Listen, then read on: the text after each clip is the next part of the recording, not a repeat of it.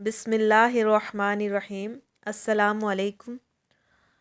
آج ہم حضرت داؤد علیہ السلام کی قوم کے بارے میں پڑھیں گے جنہیں ان کی نافرمانی کے سزا کے طور پر اللہ تعالیٰ نے انہیں بندر بنا دیا، یعنی ان کی شکلیں مسخ فرما دیں۔ کچھ سوالات ہمارے ذہن میں آتے ہیں۔ ایک ایسی قوم جس پر اللہ تعالیٰ نے دردناک عذاب نازل کیا اور اس قوم کے تمام تر لوگوں کو اللہ نے بندر بنا دیا۔ اس قوم کے لوگ کون سا ایسا گناہ کرتے تھے جس کی وجہ سے اللہ نے ان پر یہ دردناک عذاب نازل کیا، اور یہ لوگ بندر بننے کے بعد کتنی دیر تک زندہ رہے، اور پھر ان کو کس قدر دردناک موت آئی۔ جب یہ لوگ بندر بن گئے تو یہ لوگ اپنے عزیز و اقارب کو دیکھ کر ان سے کیا کہا کرتے تھے؟ اور کیا آج کے دور میں پائے جانے والے بندر انہی کی نسل سے ہیں؟ ان تمام تر سوالات کے جواب آج کی اس ویڈیو میں ہم آپ کو قرآن و حدیث کی روشنی میں دیں گے انشاءاللہ۔ لہٰذا آپ سے گزارش ہے کہ ہماری اس ویڈیو کو اینڈ تک ضرور دیکھیے گا۔ انسانوں کے بندر بننے کی ابتدا حضرت داؤد علیہ السلام کے زمانے سے ہوئی۔ اس واقعے کا پس منظر کچھ یوں ہے کہ حضرت داؤد علیہ السلام اور ان کی قوم سمندر کے کنارے ایلا نامی گاؤں میں رہتے تھے، اور ان کی تعداد 70,000 کے قریب تھی۔ وہ قوم بڑی ہی خوشحال تھی۔ یہ اللہ تبارک و تعالیٰ کی فرمان بردار قوم تھی۔ اس قوم کو اللہ تعالیٰ نے بے شمار نعمتوں سے نوازا تھا۔ ہر طرف سرسبز و شاداب کھیت، باغات اور ہریالی ہی ہریالی تھی، اور اللہ تبارک و تعالیٰ کی بے پناہ کرم نوازی تھی۔ یہ لوگ اپنی اس زندگی میں بہت ہی خوش تھے۔ حضرت داؤد علیہ السلام کی قوم کیونکہ سمندر کے کنارے رہتی تھی تو اللہ تبارک و تعالیٰ کا ان پر یہ خاص کرم تھا کہ سمندر کے اس کنارے پر بے پناہ مچھلیاں آتی تھیں، جس کا یہ لوگ کاروبار کرتے تھے اور خوشحالی والی زندگی گزارتے تھے۔ جب یہ قوم اللہ تبارک و تعالیٰ کی نعمتوں کی وجہ سے خوشحال ہو گئی تو اللہ تعالیٰ کی نافرمانی پر اتر آئی اور طرح طرح کے گناہوں میں مبتلا ہو گئی، اور پھر اللہ تعالیٰ نے اس قوم کا امتحان لینے کا ارادہ کیا، اور حضرت داؤد علیہ السلام کو وحی بھیجی کہ آپ اپنی قوم سے کہہ دیں کہ وہ سنیچر کے دن یعنی ہفتے والے دن شکار کرنا بند کر دیں۔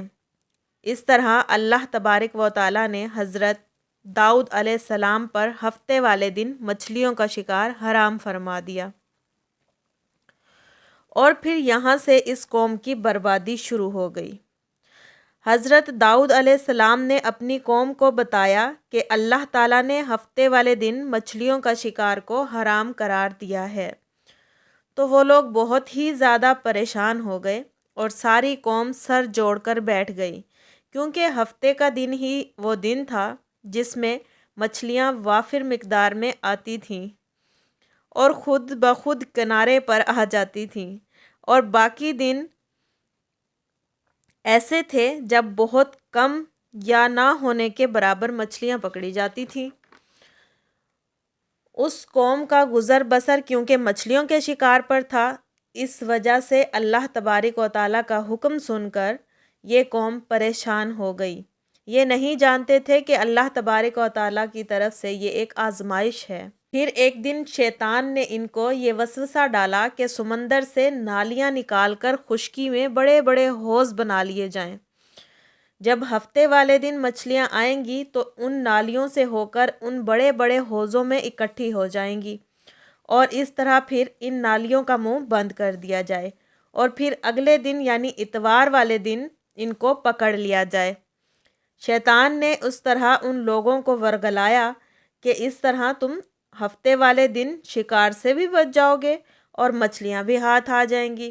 بہت سے لوگوں کو یہ ہلا بازی اچھی لگی اور انہوں نے ایسا کرنا شروع کر دیا، اور سمندر سے چھوٹی چھوٹی نالیاں نکال کر بڑے بڑے حوض بنا لیے، جس کے ذریعے مچھلیاں وافر مقدار میں ان حوضوں میں داخل ہو جاتی۔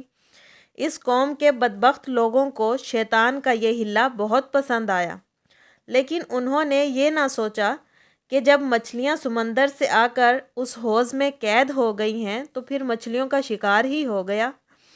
اس لیے شکار ہفتے والے دن ہی قرار پایا جو اللہ تبارک و تعالیٰ نے حرام قرار دیا تھا۔ اس موقع پر یہودیوں کے 3 گروہ ہو گئے۔ کچھ لوگ ایسے تھے جو شکار کے اس شیطانی حلے سے منع کرتے تھے اور ناراض اور بیزار ہو کر شکار سے باز رہے، اور کچھ لوگ اس کام کو دل سے برا جان کر خاموش رہے، لیکن انہوں نے شکار نہ کیا اور دوسروں کو منع بھی نہ کرتے تھے، بلکہ یہ لوگ منع کرنے والوں کو یہ کہتے تھے کہ تم لوگ ایسی قوم کو نصیحت کرتے ہو جنہیں اللہ تعالیٰ عنقریب ہلاک کرنے والا ہے، بلکہ ان پر اپنا دردناک عذاب نازل فرمانے والا ہے۔ اور اس قوم کے کچھ لوگ ایسے تھے جو سرکش اور نافرمان لوگ تھے، جنہوں نے اللہ تبارک و تعالیٰ کے حکم کی اعلانیہ مخالفت کی اور شیطان کے حلے بازی کو مان کر ہفتے والے دن شکار کیا۔ یہ لوگ اللہ تعالیٰ کے حکم کی کھلم کھلا مخالفت کرتے تھے اور ہفتے والے دن مچھلیوں کا شکار کر کے ان کو کھایا کرتے تھے اور بیچا کرتے تھے۔ حضرت داؤد علیہ السلام کی قوم کے 12,000 ایسے نافرمان افراد تھے جو منع کرنے کے باوجود بھی ہفتے کے دن ان نالیوں کے ذریعے شکار کرتے رہے۔ حضرت داؤد علیہ السلام نے ان 12,000 نافرمانوں کو اللہ تعالیٰ کے عذاب سے ڈرایا کہ وہ اللہ تعالیٰ کی اس نافرمانی سے باز آ جائیں، لیکن وہ لوگ باز نہ آئے اور کھلے عام شکار کرتے رہے۔ چنانچہ وہ لوگ جو اس بات کو برا جانتے تھے، انہوں نے اپنے اور ان نافرمان افراد کے درمیان ایک دیوار کھڑی کر دی، جس کی ایک طرف وہ 12,000 نافرمان رہتے تھے اور دوسری طرف وہ لوگ جو شکار سے باز رہے۔ حضرت داؤد علیہ السلام نے اپنی قوم کے ان نافرمانوں کو بارہا سمجھایا، لیکن یہ لوگ اپنی اس نافرمانی سے باز نہ آئے اور اسی طرح اللہ تبارک و تعالیٰ کی نافرمانی کرتے رہے اور شکار کرتے رہے۔ پھر ایک دن حضرت داؤد علیہ السلام نے غضبناک ہو کر شکار کرنے والوں پر لعنت فرما دی۔ اس کا اثر یہ ہوا کہ ایک دن ان خطا کاروں کے گھر سے کوئی بھی باہر نہ نکلا۔ یہ منظر دیکھ کر کچھ لوگ ان کے گھر کی دیواروں پر چڑھ گئے تاکہ معلوم ہو سکے کہ وہ لوگ کس حال میں ہیں۔ جب ان لوگوں نے ان نافرمان لوگوں کو دیکھا تو وہ سب کے سب بندر کی صورت میں مسخ ہو چکے تھے۔ اللہ تعالیٰ نے ان کی نافرمانی کی وجہ سے ان پر اپنا دردناک عذاب نازل فرمایا اور ان کو انسانوں سے بندر بنا دیا۔ جب لوگ ان مجرموں کا دروازہ کھول کر ان کے گھر میں داخل ہوئے تو وہ بندر اپنے رشتہ داروں کو پہچانتے تھے اور ان کے پاس آ کر ان کے کپڑوں کو سونگھتے تھے اور زار و قطار روتے تھے، لیکن وہ کچھ بول نہ سکتے تھے۔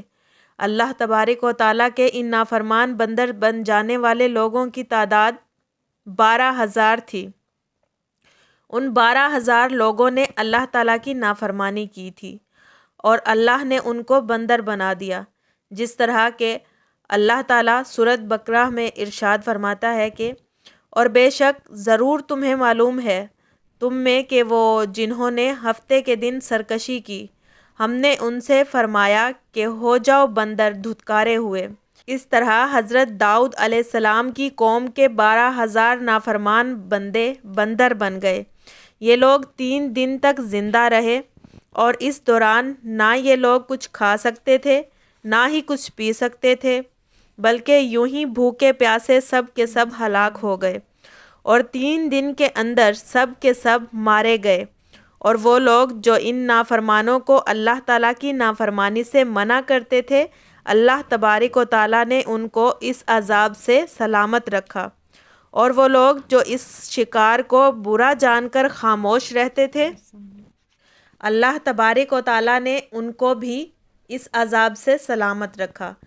اب بات یہ ہے کہ کیا آج کے دور کے بندروں میں ان کی نسل سے بھی کوئی بندر موجود ہے یا آج کے دور میں پائے جانے والے بندر انہی بندروں کی نسل میں سے ہیں؟ اس کے متعلق روایات میں آتا ہے کہ عبداللہ بن مسعود رضی اللہ تعالیٰ عنہ سے روایت ہے کہ حضور پاک صلی اللہ علیہ وآلہ وسلم سے کسی نے سوال کیا کہ آج کے بندر کیا حضرت داؤد علیہ السلام کی قوم سے ہیں؟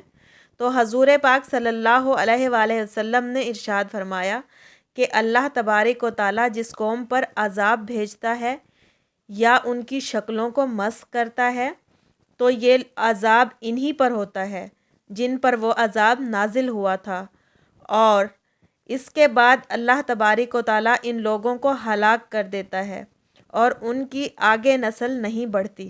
اس لیے یہ بات غلط ہے کہ کچھ لوگ یہ سوچتے ہیں کہ آج کے بندر بھی حضرت داؤد علیہ السلام کی قوم کے بندر بن جانے والوں کی نسل میں سے موجود ہیں۔ ایسا کچھ بھی نہیں ہے۔ وہ لوگ صرف 3 دن زندہ رہے اور اس کے بعد سب کے سب ہلاک ہو گئے، اور اللہ تبارک و تعالیٰ نے اس قوم کے نافرمانوں کو صفحۂ ہستی سے مٹا دیا۔